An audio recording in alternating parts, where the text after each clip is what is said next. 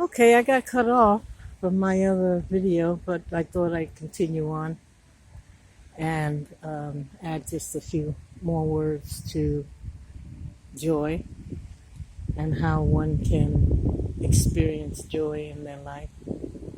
One of the things that can happen is that you allowing the joy to come in.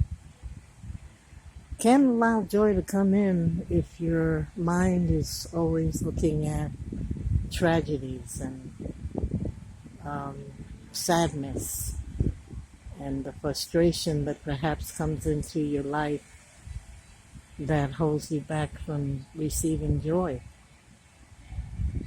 I'm not saying that it's not real. I'm saying that it becomes real if you keep holding on to stress and sadness and frustration when you can be experiencing joy.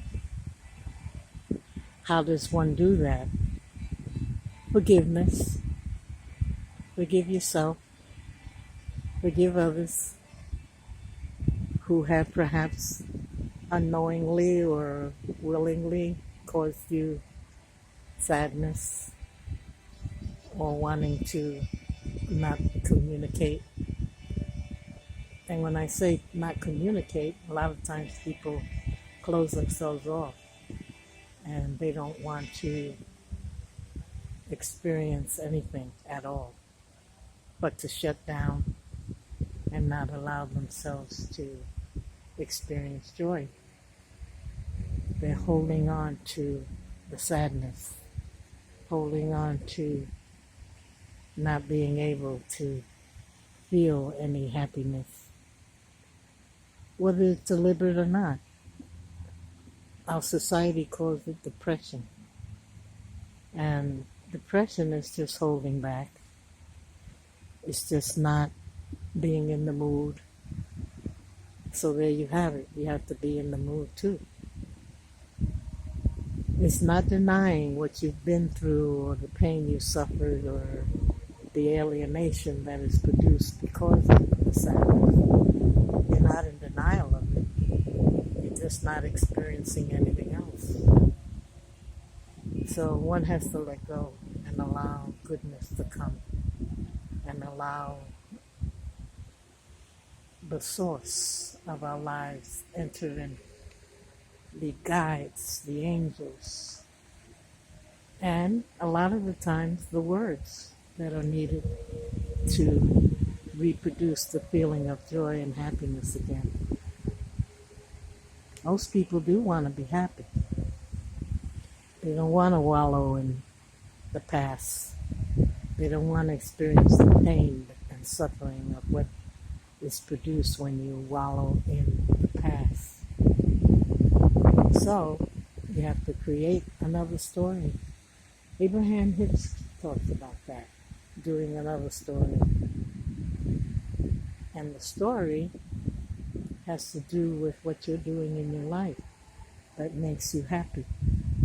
And if it means cutting off relationships with people, then that's what you need to do. That's what will cause the change in your life that is needed, because a lot of times other people become a big influence in our life and we don't need to have them there upsetting us and uprooting what we already know. So Abraham Hicks is always talking about getting on your own, doing what you need to do for you. And most of all, she always says, everything is working out for you. Everything.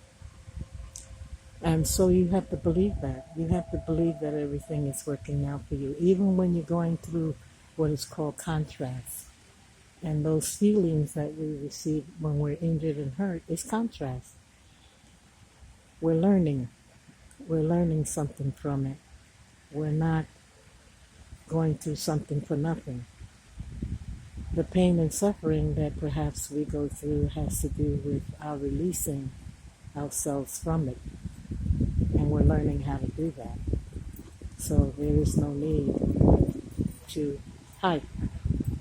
There's no need to beat ourselves up for it and criticize ourselves for it. We need to alleviate the pain and suffering by not criticizing ourselves. So,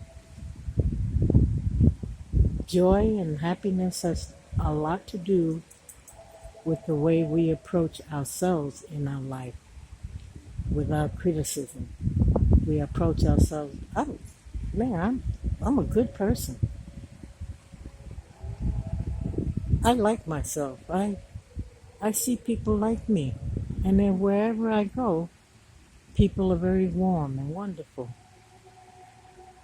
I can see myself doing the things that I want to do. I don't have to hold back. I don't have to be afraid of criticism.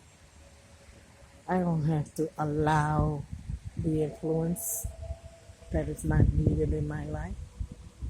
I can allow my own influence. I can allow my source, God, the one who is always with me. I can allow and hear the good wisdom of people and take that as a message. And Abraham Hicks in her messages. And taking classes if I need to with people like Ali O'Shea. Yeah. And Paul O'Shea. And Tony Doyle. Many people who I've met and I could see they're excellent teachers. That helped me change. So I don't have to allow negativity to rule my life. No one else is doing it to me but me. And so therefore I am letting it go. And I'm not allowing negativity to be ruling me. I'm allowing truth, allowing caring, allowing love, allowing positivity, allowing myself to do the things that I love to do. Yes, I'm up here in the hills of Oakland. What a beautiful day. I picked the right day to come. It's been raining here, and we need the rain here in California, upstate, north. I'm in the Bay Area, across from San Francisco Bay. I'm in Oakland, Oakland Hills.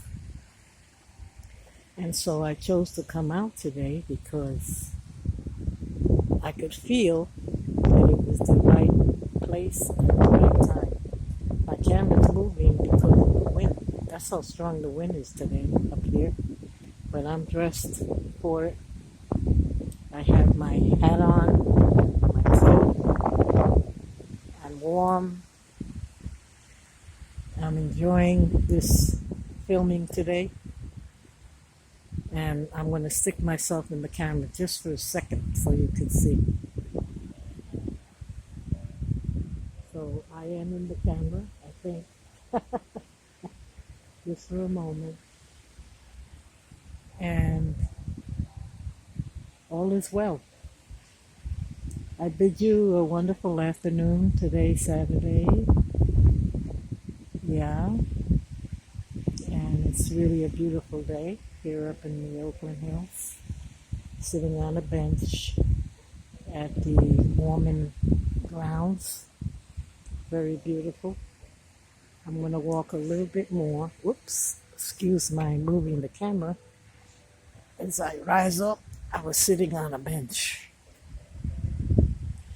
Yeah, and they piped in music where I was sitting. That's kind of nice. So I'm moving a little bit. There's a bridge here. I was thinking I would walk across that bridge.